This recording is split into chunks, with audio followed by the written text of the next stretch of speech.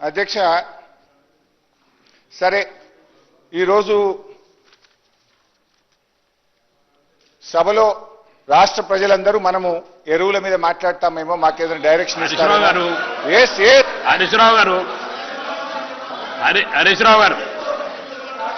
గారు మీరు మీకు ఇచ్చిన సబ్జెక్టు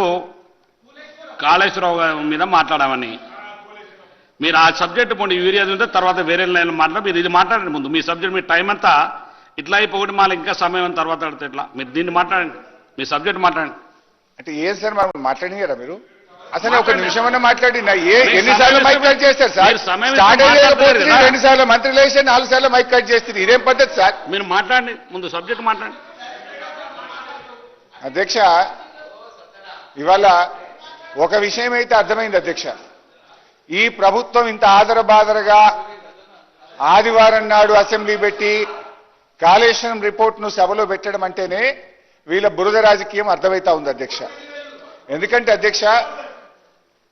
ఎందుకు పోయిందో చెప్తాను అన్ని చెప్తా don't worry I will answer each and every question be patient commission of enquiry act 1952 ప్రకారం 8B 8C ఇవ్వకుండా నిబంధనలు అనుసరించలేదని మేము కోర్టుకు వెళ్ళాం అది ఫండమెంటల్ రైట్ కాన్స్టిట్యూషన్ ఇచ్చిన రైట్ శ్రీమతి ఇందిరాగాంధీ గారు కూడా వెళ్ళారు ఎల్కే అద్వానీ గారు కూడా వెళ్ళారు ఇందిరాగాంధీ వెళ్తే ఒప్పు మేము వెళ్తే తప్ప ఎల్కే అద్వానీ గారు వెళ్తే ఒప్పు మేము వెళ్తే తప్ప I will explain all those things don't worry అయితే అధ్యక్ష సరే ఆ విషయం కోర్టులో ఉంది 3 వారాల్లో ప్రభుత్వం కౌంటర్ వేస్తామని చెప్పింది మేము ఎక్కడ సుప్రీంకోర్టు వెళ్తామో ఎక్కడ ఈ కమిషన్ రిపోర్ట్ క్వాష్ అయిపోతుందో దీంట్లో సత్తా లేదు దీంట్లో నియమ నిబంధనలు పాటించలేదనే విషయం ముఖ్యమంత్రి గారికి బాగా అర్థమైంది అందుకే ముఖ్యమంత్రి గారు సుప్రీంకోర్టులో కేవిటేసిండ్రు